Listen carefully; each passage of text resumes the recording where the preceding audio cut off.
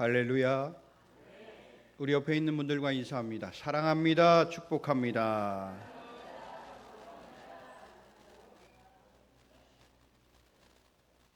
다시 한번 인사합니다. 하나님의 은혜가 여러분의 심령 가운데 충만하기를 원합니다.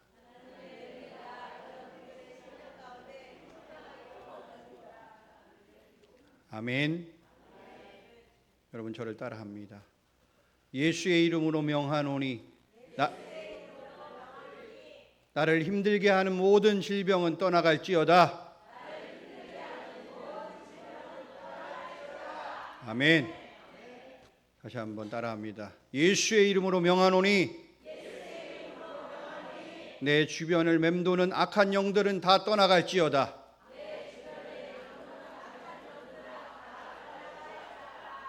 아멘. 여러분, 악한 영들은 다 우리 주변을 맴돕니다. 오히려 더 믿음 생활을 열심히 하려고 하는 사람들 주변을 맴돌게 되어 있어요. 여러분, 믿음 생활 잘 안 한 사람들은 이미 그냥 마귀가 뭐라고 하는 줄 아세요? 됐어. 내가 안 가도 돼. 마귀는 그렇게 얘기합니다. 그런데 자꾸만 열심히 내가 하나님 앞으로 나아가려고 하고 열심히 믿음 생활을 하려고 하고 하나님 앞에서 하나님과의 그런 영적인 그런 끈끈한 교제를 이루어 나가려고 하는 사람들을 자꾸만 넘어뜨리고 쓰러뜨리려고 하는 게 마귀입니다. 그래서 우리 주변을 다 맴돌아요. 어떻게 하면 약점 잡아서 우리를 쓰러뜨릴까? 왜? 우리를 쓰러뜨려야 하나님과의 관계를 끊어놔야 그래야 자기가 지옥으로 가야 되는데 그 사람들을 어떻게 해요? 끌고 가고 싶다는 거예요. 그게 마귀의 계략이고 전략입니다. 그래서 우리 주변에 다 맴돌고 있어요. 지금도 여기에 여러분들 마귀가 들어와 있다니까. 그럼 없는 것 같죠? 들어와서 나를 우리 예배 하나님 앞에 예배 드리는데 방해하려고 딴 생각하게 하고 딴짓하게 하고 하나님과의 영적 교제를 이루지 못하도록 방해한다는 거예요.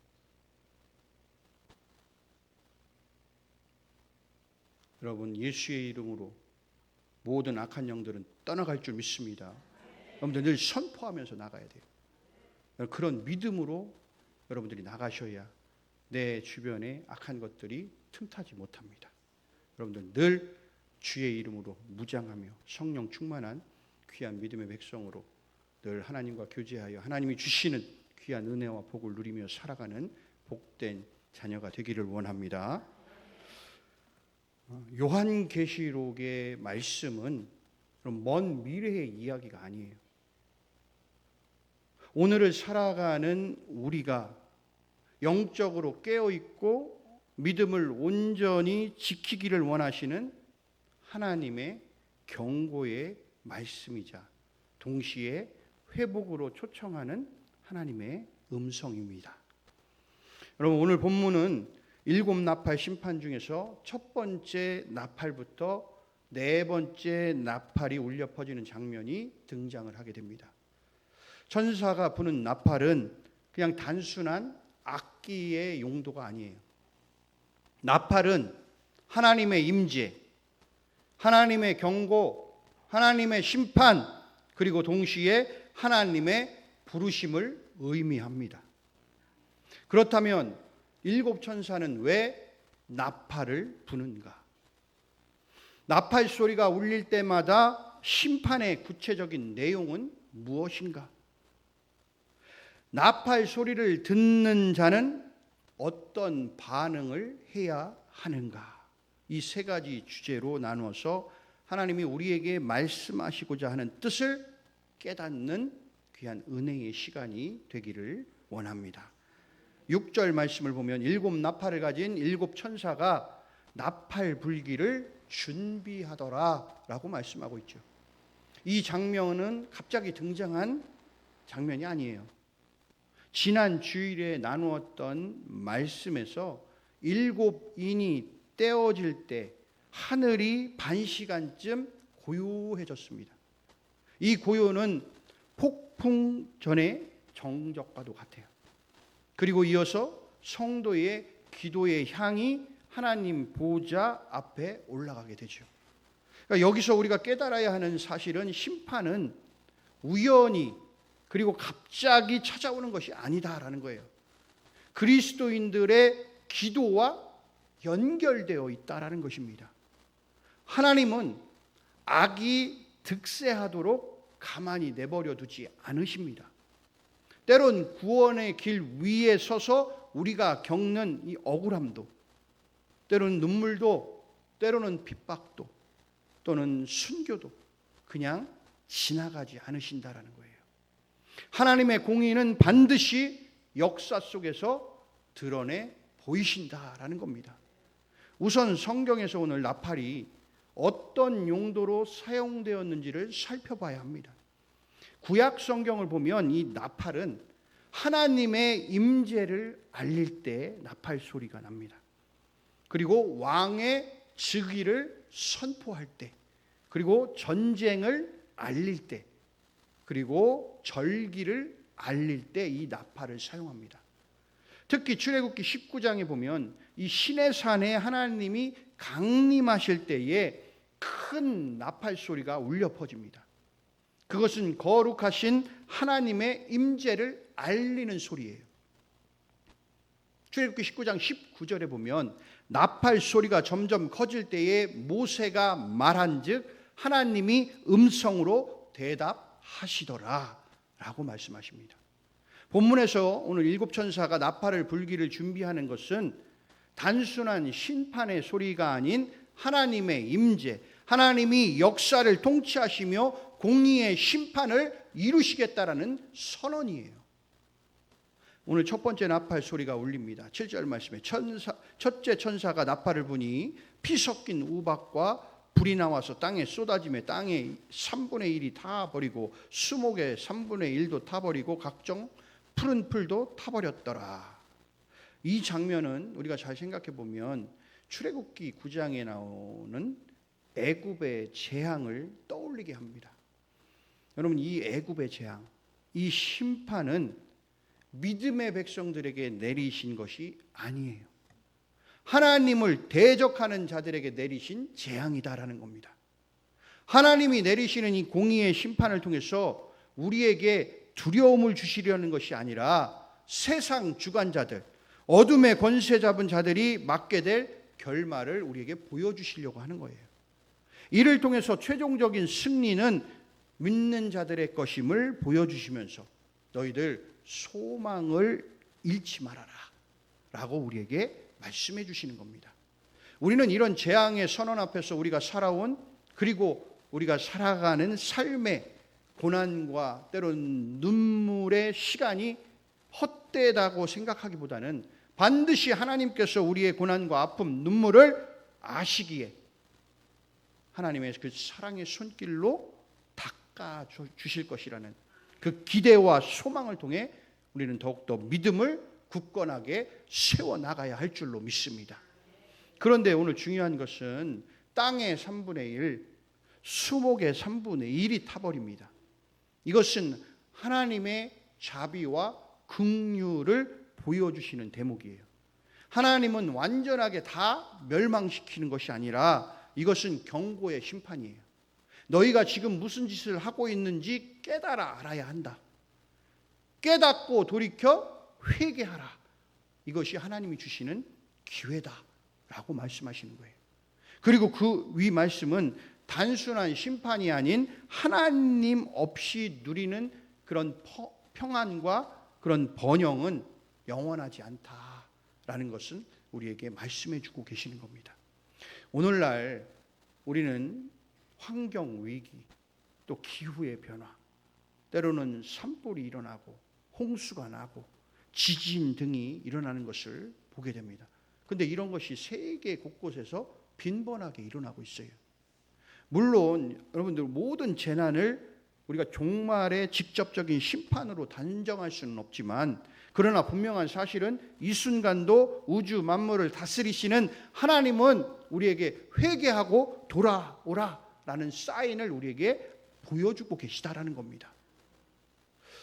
8절과 9절의 말씀을 보세요. 둘째 천사가 나팔을 부니 불 붙는 큰 산과 같은 것이 바다에 던져지매 바다의 3분의 1이 피가 되고 바다 가운데 생명 가진 피조물들의 3분의 1이 죽고 배들의 3분의 1이 깨지더라. 아멘. 바다는 당시의 세계 경제와 무역의 중심이었어요. 바다가. 오늘도 마찬가지입니다, 여러분. 해상 교통이 마비되면 여러분 경제가 붕괴된다라는 의미와도 같습니다. 여러분 만약에 해상이 차단된다고 생각해 보십시오. 지금 미국과 이란이 전쟁을 하려고 그리고 전쟁 중에 있는 것도 마찬가지죠. 그러니까 무슨 일이 일어납니까? 관심 없으세요? 국제 유가가 어떻게 돼요? 올라가죠. 왜? 이란에서 나오는 석유를 다 지금 차단하고 있거든요. 그러면은 그 석유가 밖으로 나오지 못하니까 어떻게 돼요? 기름값이 올라가는 거예요. 유가가 올라가는 거예요. 유가가 올라가면 우리나라 어떻게 됩니까? 우리나라 기름 나요? 안 나죠. 그럼 우리나라 어떻게 돼요? 기름값이 올라가는 거예요. 기름값 올라가면 여러분들 어때요? 힘들어요? 안 힘들어요? 힘들죠. 그러니까 경제의 붕괴가 일어난다라는 거예요. 우리나라는 다 외국에서 뭐예요? 원자재들을 다 수입해요. 그럼 해상이 차단된다고 생각해 보십시오. 그럼 우리는 어떻게 돼요? 경제적인 마비가 나타나게 된다는 거죠. 그러니까 여기에서 보면 불 붙는 큰 산, 이건 상징적인 표현인데 성경에서 이 산은 종종 권세와 제국을 상징합니다. 자, 하나님은 인간 문명의 중심을 오늘 치겠다라는 거예요. 인간이 살아가는데 가장 중요한 것이 있다라면 사실은 여러분 경제적인 걸 거예요. 그러니까 경제가 붕괴되면 우리의 삶도 함께 무너지는 겁니다. 그런데 우리는 하나님을 의지해요. 여러분 경제를 의지합니까? 우리 믿음의 사람들은 경제를 의지하는 게 아니라 하나님을 의지해요. 여러분 하나님을 의지하는 사람들은 어떤 상황에서도 무너지지 않는다라는 거예요. 여러분 왜 그럴까요? 왜 그럴까요? 주신 분도 하나님, 거두어 가시는 분도 하나님, 이런 믿음의 고백이 있기 때문에 그래요. 그래서 우리는 그 경제를 의지하는 게 아니라 하나님을 의지하기 때문에 하나님이 모든 것을 다 주관하시는 분이시기 때문에 하나님이 피할 길을 우리에게 허락해 주신다라는 것입니다. 시편 기자는 고백하죠. 어떤 사람은 병거. 이거는 뭘 얘기하냐면 권력을 얘기해요. 권력. 어떤 사람은 말. 이건 뭐예요? 경제적인 걸 얘기하는 거예요. 그것을 의지하나 우리는 여호와 우리 하나님의 이름을 자랑하리로다. 아멘.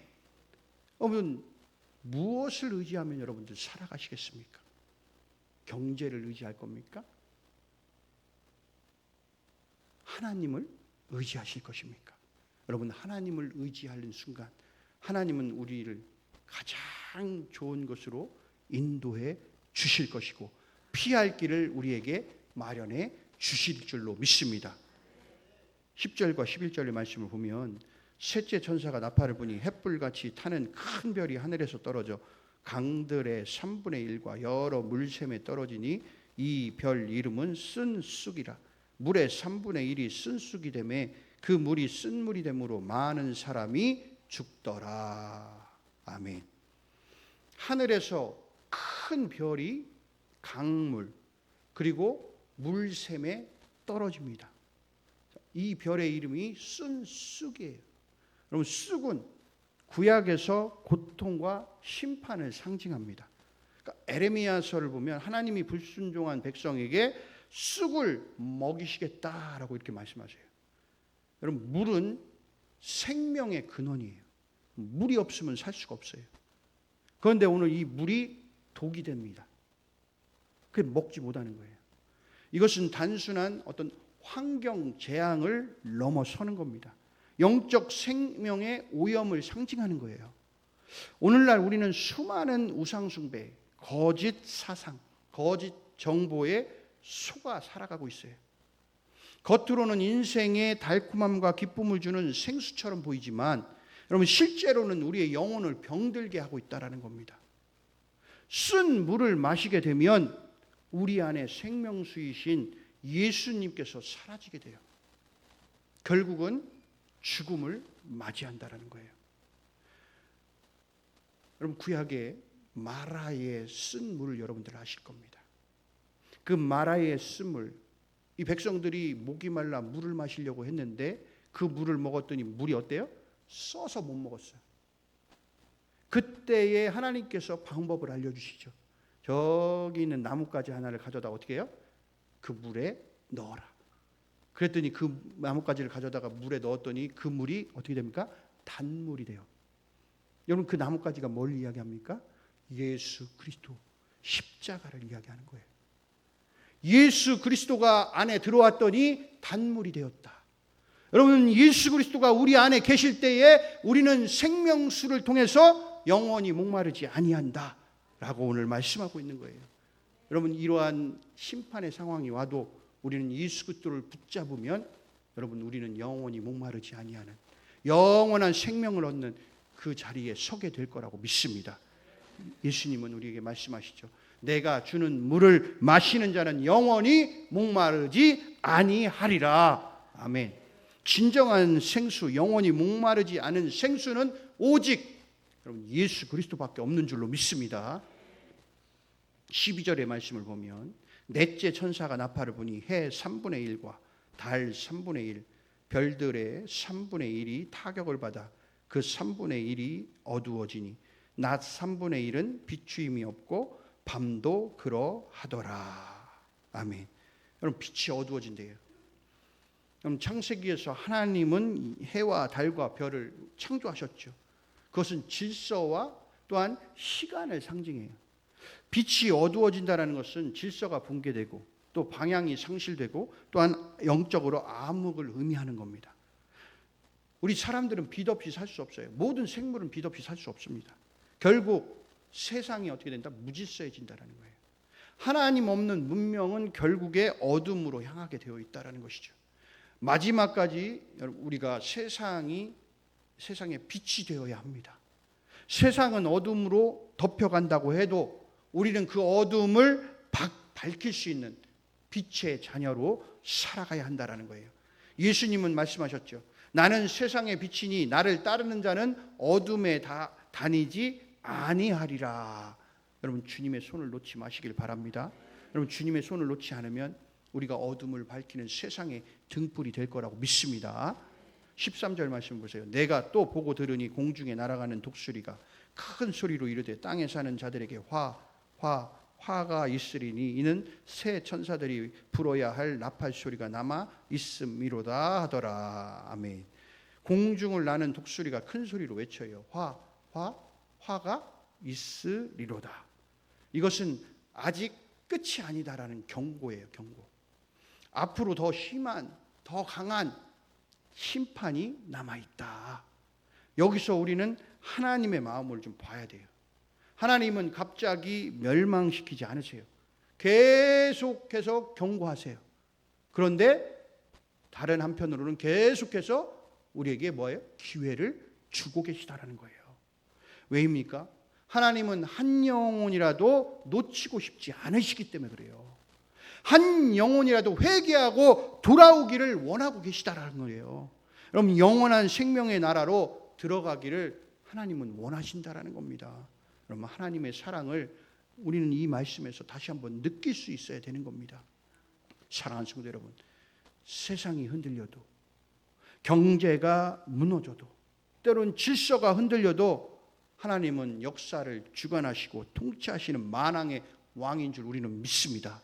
만왕의 왕이신 하나님이 우리의 아버지가 되시는 줄로 우리는 믿습니다. 이제는 우리가 영적으로 깨어 있어야 돼요. 나팔 소리는 영적으로 무감각해진 잠자는 자들을 깨우는 소리예요. 나팔 소리가 울리기 전에 우리는 먼저 깨어 있어서 그 환난의 자리에 서지 않기를 원합니다. 회개할 것이 있으면 반드시 회개하셔야 돼요. 회개해야 우리는 심판의 자리에 서지 않습니다. 회개해야 환난을 피할 수가 있는 거예요. 회개해야 우리는 영원한 나라 천국에 들어갈 수 있다라는 것입니다. 그리고 마지막까지 여러분 예수 그리스도를 붙드시길 바랍니다. 우리를 온전하게 하시는 믿음의 주인 그 예수님을 바라보며 예수님을 붙들고 늘 주님과 함께 동행하는 삶을 살아가기를 원합니다. 그래야 우리의 선한 목자 되시는 예수님께서 우리를 푸른 초장 맑은 시냇물가로 우리를 인도하시고 사시사철 열매 맺는 그곳에 우리를 늘 인도해 주셔서 늘 은혜 속에 살아갈 수 있게 우리에게 크신 은혜의 자리를 마련해 주실 것이라 믿습니다. 오늘 말씀에서 울리는 나팔 소리는 여러분에게 두려움의 소리일까? 아니면 하나님께서 구원의 초청으로 부르신 소리일까? 하나님을 떠난 자에게는 심판의 소리지만 여러분 주님을 붙든 자에게는 구원의 확신을 주는 소리인 줄로 우리는 믿습니다. 오늘 우리 삶에 울려 퍼지는 나팔 소리를 들으십시오. 양심의 소리를 들어야 되고 말씀의 소리를 들어야 되고 성령 하나님의 감동의 소리를 들어야 되고 시대의 징조의 소리를 우리는 들을 수 있어야 되고 여러분 지금은 은혜 받을 만한 때인 줄로 믿습니다. 지금은 주님께로 돌아와야 할 시간인 줄로 우리는 믿습니다.